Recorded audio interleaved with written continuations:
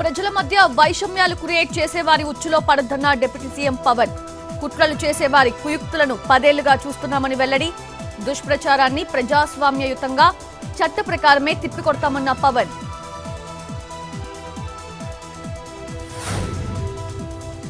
జూబ్లీహిల్స్ ఉప ఎన్నికలో పోటీ చేస్తానన్న అంజన్ కుమార్ యాదవ్.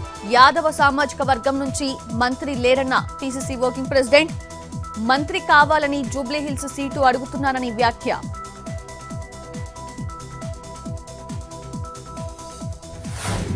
నీటిపారుదల అధికారులు న్యాయ నిపుణులతో మంత్రి ఉత్తమ్ భేటీ. కృష్ణా జలాల వివాద ట్రిబ్యునల్ విచారణపై నిపుణులతో సమీక్ష. విచారణలో ప్రభుత్వం అనుసరించాల్సిన అంశంపై చర్చలు.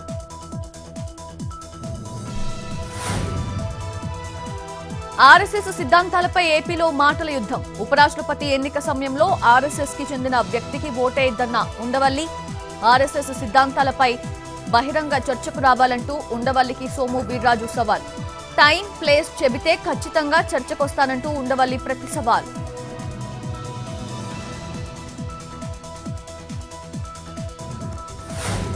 కేటీఆర్ పై పీసీసీ చీఫ్ మహేష్ గౌడ్ మండిపాటు. మోదీ మెప్పు కోసం రాహుల్ గాంధీని విమర్శిస్తున్నారని వెల్లడి. సుదర్శన్ రెడ్డికి ఓటు వేయలేదంటేనే మోదీకి మద్దతిచ్చినట్లన్న మహేష్ గౌడ్.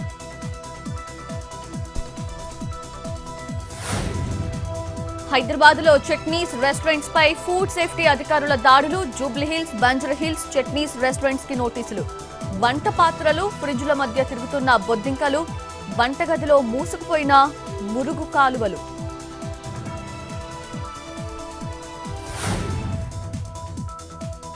విశాఖ జిల్లా పెందుర్తి మండలం సతివానిపాలెం చోరీ కేసును ఛేదించిన పోలీసులు. దొంగతనం చేసిన మహిళను అరెస్ట్ చేసిన పోలీసులు. నిందితురాలి నుంచి 200 గ్రాముల బంగారం, 40 తులాల వెండి స్వాధీనం. మహబూబాబాద్ జిల్లా కేంద్రంలో భారీ మోసం.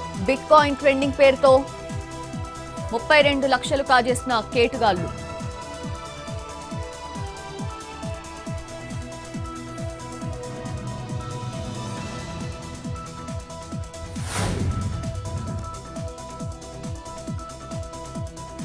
శ్రీశైలం జలాశయానికి వరద పోటు. 7 గేట్లు ఎత్తి దిగువకు నీటి విడుదల.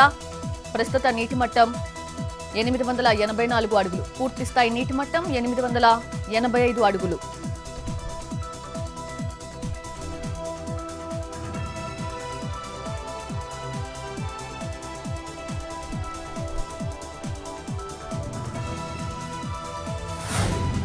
శ్రీకాకుళం జిల్లా ఇచ్చార్పురం పోస్ట్ ఆఫీస్ లో తప్పిన ప్రమాదం. కస్టమర్స్ పై పడిన పోస్ట్ ఆఫీస్ పైకప్పు పెచ్చులు. కాలం చెల్లిన భవనంలో పోస్ట్ ఆఫీస్. పెచ్చులు మీద పడటంతో భయపడిన కస్టమర్స్.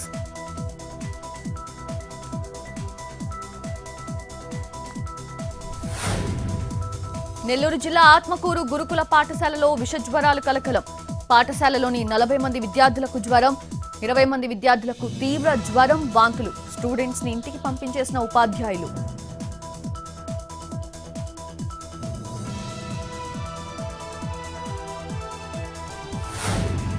వికారాబాద్ జిల్లా ధరూర్ మండలం చింతకుంటలో తప్పిన ప్రమాదం. భారీగా ప్రవహిస్తున్న వాగును బైక్ తో దాటే ప్రయత్నం. యువకుణ్ణి కాపాడిన గ్రామస్తులు.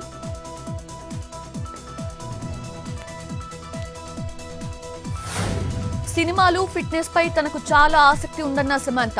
మనసుకు దగ్గరైన కథల్లోనే నటిస్తానన్న హీరోయిన్. శారీరక, మానసిక ఆరోగ్యానికి అధిక ప్రాధాన్యం ఇస్తానన్న సమంత.